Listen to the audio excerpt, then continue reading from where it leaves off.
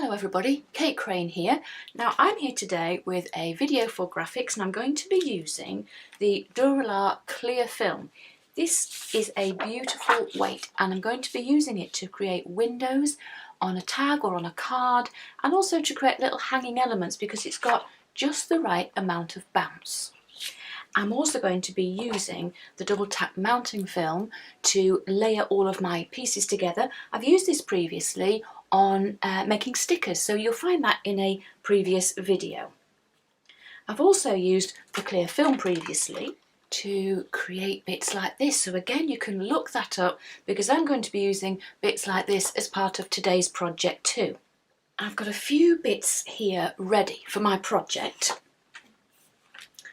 First of all, I've got this little stamped image. She's already coloured just with watercolour, and this is so she can peep through the window that I'm going to add to the front of my little project. And I've gathered up lots of previous prints. Now, I think you've probably got boxes full of this just as I do. All of prints, various things I've got here. So I'm going to use up some of my stash rather than start from scratch. And you can do this with any of your gel prints, your painted backgrounds, your offcuts. You could even just do it with scrapbook paper. That would be completely up to you. And if you watch right to the end of this video, I'll just give you a little quick demo at the end of how I create something like that. So I will choose from those pieces as I start to put my project together. I've also got some Kraft Card here. I'm going to trim the corners and that's going to become a tag. But then I think I might add the tag to the front of a card, like a greetings card, a birthday card. First thing I'm going to do is select my layers from my offcuts here for my background. And I think I'm going to start with this one and this one on the top because the pink picks out a bit of the pink and the matching blue there. Behind my window, for my image to sit, I want something a little bit less patterned, so I've picked out something. This is just a picker print that's got very little detail on but will just work for her there. And then I've picked out this really bright pink because I want something with a little bit of pop, and this one I'm going to cut a circle out to make the window. I'm going to start by trimming those so that they get slightly smaller and smaller. I've got my die ready. I'm going to cut a round window shape out of my hot pink here. On this occasion, this is the bit that I want. I'm going to save that, of course, for a future project. And now I'm going to switch to a slightly smaller circle so that I can cut a window out of that circle. So far, I've got my base craft tag, my base piece, my second piece, my window piece, and just before I add my image in there, I need to cut out a bit of the background. And now I have the final piece that I can add to my layers, and that piece will fit just behind the window.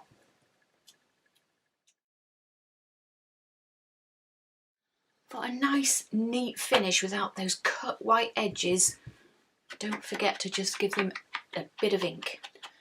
So now I'm going to use a piece of my Dura-Lar clear film. I'm going to cut a piece to go behind the circular window. It doesn't have to be super accurate because the edges won't show. To build up and stick my layers together, I'm going to use double tack mounting film. This makes really super quick work of it. It's sticky on both sides and I find it easiest to cut it slightly bigger than what I need. Just slightly because you don't want to waste it. I find then that cutting it slightly larger and trimming it to fit is an easier way to line things up. You don't have to be too accurate then, and you can just peel the back off and add it to the base layer. And I'm just going to turn that over and trim off from the reverse.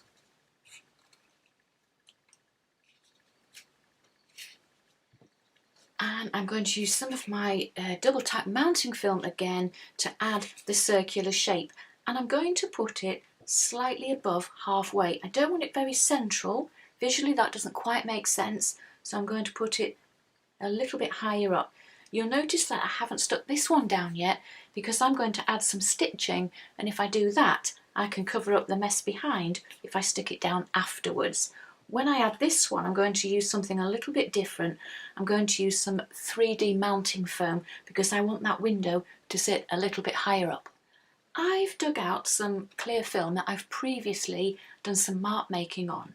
So as I said earlier, this is a previous video, so you can look that up and see how I did that, because I want to add a little bit of black down here, and also I'm going to add this star and then some hanging features as well. Adding a strip along the bottom here will tie in if I want to add these black features elsewhere. Then everything starts to tie in. Now I've also got a couple of smaller stars here on the clear film again. And now I've just got some hand circle punches. I'm going to layer those up then, so all in matching to what I picked out for my backgrounds.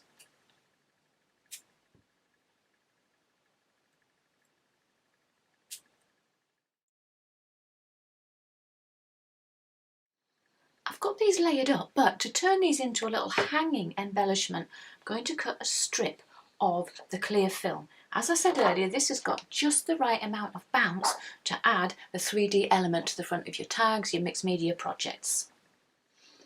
I've cut those about 1 centimetre wide, and I'm going to attach it to the reverse, and then eventually that's going to allow those to hang. So you see I've got those two hanging embellishments now, and when I'm ready to put them onto my project I will fold them, and that will give me a nice bouncy, really bouncy little embellishment at the front. I'm at the stage now where I want to add some stitching to this background here. Now stitching is always optional. In this case it is just purely decorative, so you don't have to stitch at all. I just love the look of it, so nearly everything of mine gets a bit of stitching. I've added my stitching and you can see I've left a few little scruffy threads.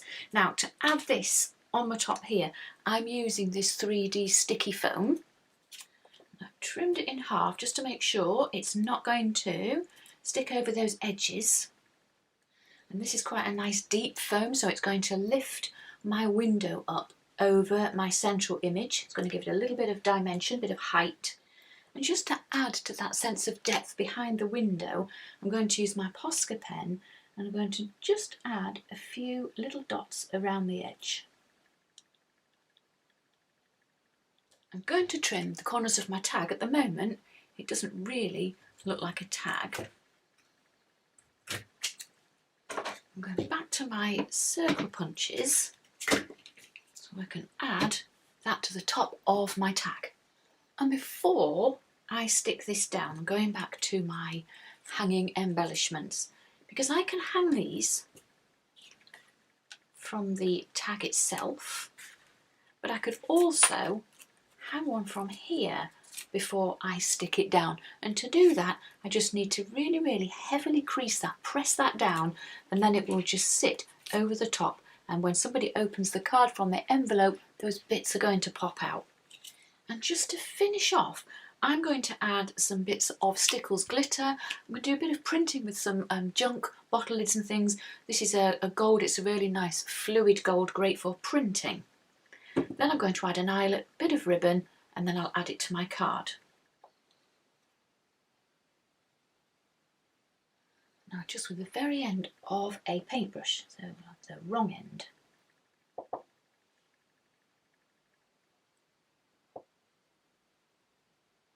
A few more tiny touches with a Posca.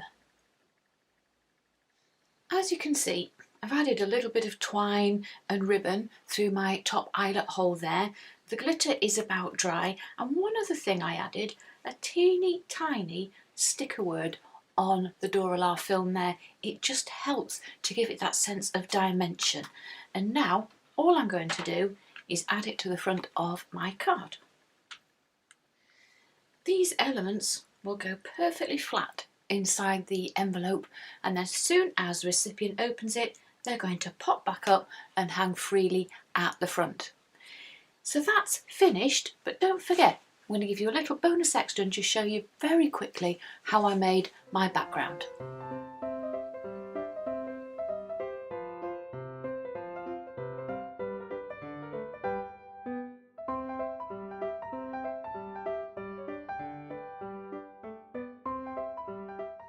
Here then is a super quick way of creating one of the backgrounds that I was using. I've got my finger protector on here because I'm going to put my hands in this. I've got my gel plate and I've got some alcohol inks.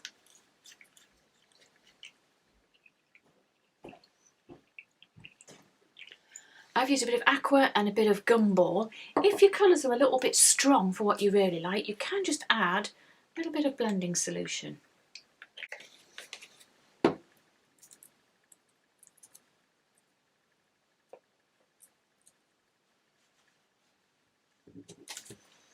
And I'm going to place my stencil on top. And immediately that ink starts to travel.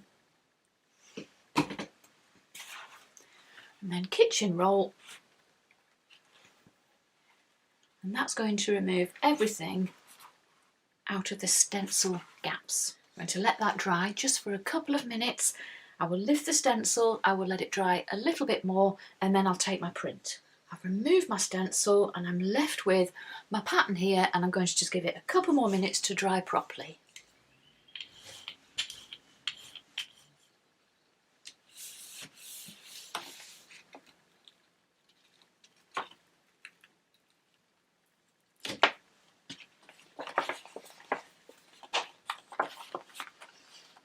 And there we are.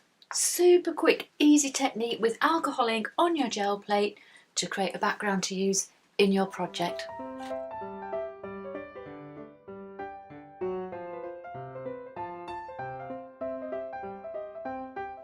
Thank you so much for watching, and I do hope you enjoy playing along.